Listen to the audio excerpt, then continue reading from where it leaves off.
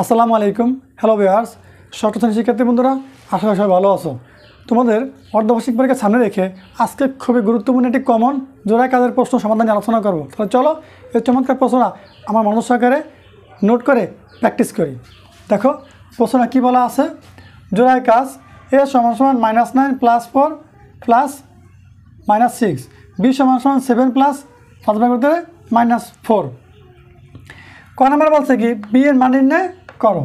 খ নম্বর বলছে দেখাও যে a b। গ নম্বর বলছে এ ও বি এর মান সংখ্যা রেখায় বসিয়ে a + b নির্ণয় করো। এই চমৎকার অঙ্কটা আমি এখন তোমাদেরকে স্টেপ বাই স্টেপ সুন্দর করে বুঝিয়ে দিব। তো চলো আমরা প্রথমে ক নম্বর সমাধান করি।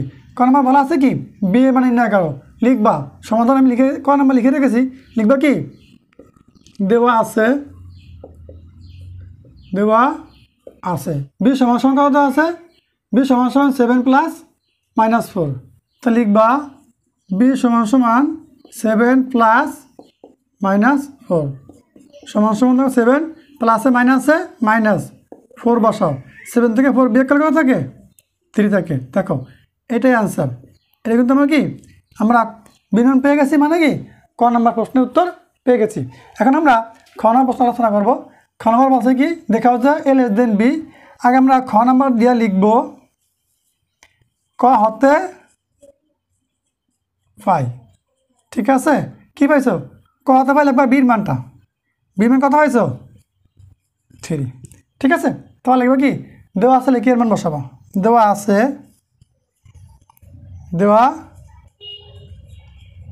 আছে এ সমান কত আছে,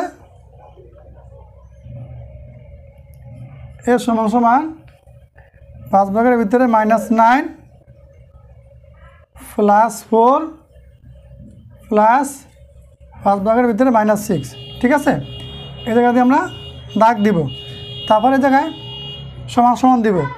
এটা কি -9 লিখবা, -9। তারপর এই +4 লিখবা, এই প্লাসে মাইনাসে -6 লিখবা। ঠিক আছে, তাহলে -9 -6 যোগ করবা, সংখ্যা যোগ হয়ে যাবে, চিহ্ন মাইনাস বসে যাবে, কত -15 বা 15। তারপরে +4 যোগ বিয়োগ করলে -11 বা 11 থাকবে। ঠিক আছে, এখন দেখো আমার এর মানটা হয়েছে কত -11। তারপরে বির মানটা হয়েছে কত 3। দেখো বির মানটা প্লাসের 3 আর এর মানটা -11। তাহলে এটা ছোট এটা বড়, সুতরাং লিখতে পারবা কি a b, মানে এ থেকে বিটা বড়। এই জায়গায় লিখে দিবা SHOWED শুট, অথবা বাংলা লিখতে পারো দেখানো হলো। ঠিক আছে, তোমরা সুন্দর করে নোট করে প্র্যাকটিস করো। এ পর্যায়ে আমরা গণনা প্রশ্ন আলোচনা করব। দেখো গণনা প্রশ্ন বলছে কি এ ও বি এর মান সংখ্যা রেখায় বসিয়ে a + b নির্ণয় করো। দেখো এই গণনা প্রশ্ন আমি সমাধান করে রেখেছি, তোমাদেরকে এখন সুন্দরভাবে বুঝিয়ে দিব। প্রথমে আমরা গণনার মধ্যে লিখছি কি ক হতে পাই বির মান হচ্ছে কত 3, ক হতে পাই এর মান পাচ্ছি কত -11 বা 11। সুতরাং a + b এর মান -11 বসাইছি, এই যোগ চিহ্ন দিছি, বির মান 3 বসাইছি, যোগ বিয়োগ করলে কত আসে -11 থেকে +3 বাদ দিলে -8 থেকে বা -8 থাকে। ঠিক আছে, তারপরে সংখ্যা রেখা দেখাইতে বলছে, আমি একটা সংখ্যা রেখা আঁকছি। আবার দেখো a + b মান কত পেয়েছি -8। তাহলে আমার এই যে আমার এই জায়গায় কি আছে সংখ্যা রেখা 0 আছে, এই -8 মানে কি হাতের বাম দিকে আমার 11 ঘর যাইতে হবে। তাহলে এই -1 থেকে দেখো শুরু করে আমি 11 ঘর আসছি। আসার পর আবার আমার বির মানটা কত আছে 3 ঘর। তাহলে আমাকে কি করতে হবে কি এই জায়গা থেকে আবার ডান দিকে 3 ঘর যাইতে হবে, মানে কি এটা +3 যোগ করলে 11 থেকে +3 গেলে থাকে -8। তাহলে আমার বুঝতে হবে এরকম উত্তর হলো কত, এই যে a + b সমান কত হলো -8। এরকম -8 মানে কি a + b মান -8। ঠিক আছে, এতটুকু বোঝার জন্য, আর কিছু না হয়ে গেছে উত্তর। এখন আমরা যে সংখ্যা রেখায় কীভাবে আঁকছি সেই বিষয়টা একটু তোমাদেরকে বোঝার জন্য আমি লিখে রেখেছি, তোমরা একটু নোট করে নিবে। দেখো কি লিখছি, শূন্য বিন্দু থেকে বাম দিকে এর মান বসিয়ে -11 ঘর গিয়েছি। দেখো আমি এই যে শূন্য থেকে কমায় বসাতে -11 পর্যন্ত বাম দিকে আসছি, এটা হচ্ছে বাম দিক, সামনে ছিল ডান দিক। তারপর +b যোগ করার জন্য ডান দিকে, এই যে যোগ করার জন্য ডান দিকে 3 ঘর গিয়েছি, প্লাস দেওয়ার প্রয়োজন নেই। আমি তো মানে এই যে -11 থেকে ডান দিকে 3 ঘর গিয়ে 8 পড়ছি, কত +3, তাহলে 11 থেকে +3 কমে গেলে থাকবে কি এই যে, তারপর আমরা a + b সমান কত পেয়েছি -8 পেয়েছি। মানে কি এই যে এতটুকুর উত্তর, এই জায়গা থেকে এটুকু উত্তর কত, এটুকু আমার a + b মান কত আছে -8। ঠিক আছে, তারপর লাগবে কি নির্ণয় মান a + b সমান -8, অ্যান্সার লিখে দিবা, এতটুকু উত্তর। এই সুন্দর ভিডিও তোমরা নোট করে প্র্যাকটিস করো, আর সুন্দর সুন্দর ভিডিও পাওয়ার জন্য আমাদের ম্যাথ এডুকেশন ফেসবুক পেজ এবং ইউটিউব চ্যানেলটা সাবস্ক্রাইব করে সাথেই থাকো। এরপর যে আমরা গুরুত্বপূর্ণ একটি একক কাজ নিয়ে কথা বলবো। তাহলে চলো আমরা একটা একক কাজের প্রশ্ন তুলে রেখেছি, এখন আমরা এই প্রশ্নটা সলভ করব। দেখো এটাকে বলা আছে একক কাজ ক্রমিক নম্বর 1 থেকে 5, তারপরে ভগ্নাংশ দেওয়া আছে এই।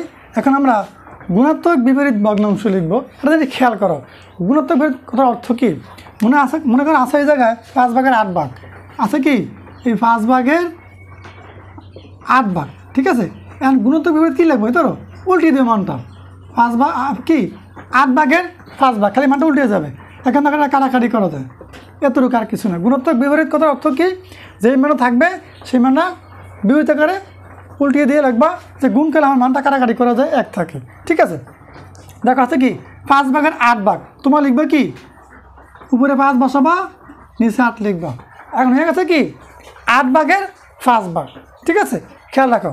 পরে আছে কি 11 ভাগের 3 ভাগ, এটা উল্টে কী হইব, উপরে বসবে 11, নিচে বসবে 3 ভাগের 11 ভাগ। ঠিক আছে, এটা গুণ আকারে এবার লিখলে দেখো কি আছে 3/11, উল্টা কি লিখবা 11 ভাগ 3, এবার গুণ আকারে লেখা যায়, কাটাকাটি করা যায়। ঠিক আছে, এগুলো হচ্ছে গুণ আকার, গুণাত্মক বিপরীত। আচ্ছা কি 7 ভাগের 4 ভাগ, লাগবে কি 4 ভাগের 7 ভাগ।